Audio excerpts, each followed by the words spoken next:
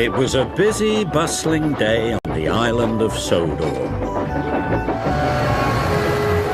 All over the island, steam engines and diesel engines were happily working together.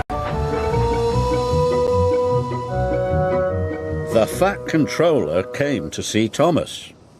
"The quarry has an important order to fill," said the Fat Controller. "I need an engine that is both useful and reliable." "I won't let you down, sir," whistled Thomas proudly. But when Thomas arrived at the quarry, he had a nasty surprise. "Oh, it's you," oiled Diesel. "What are you doing here?" "I'm here to help Mavis," puffed Thomas proudly. "Steamies can't help, not like a diesel," he sniffed. "That's not true," said Thomas crossly, and he began working at once.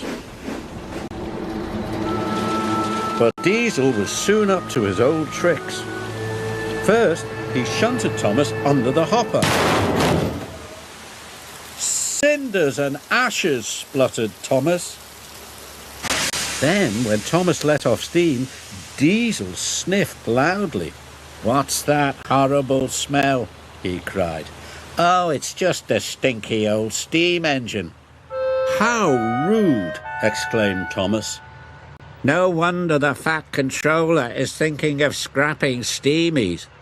"I don't believe you," huffed Thomas. But he was upset.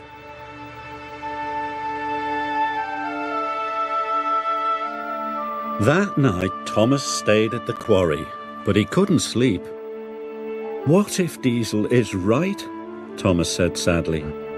"What if the Fat Controller scraps all of us?" Thomas was worried.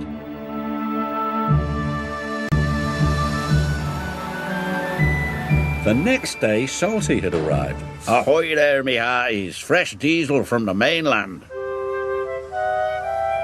After he had been refueled, Diesel's engine started to rev faster and faster. "Ha-ha," he chuckled. "This new fuel makes my axles tingle." "Coal doesn't make my axles tingle," sighed Thomas. "I wish I could have fresh fuel."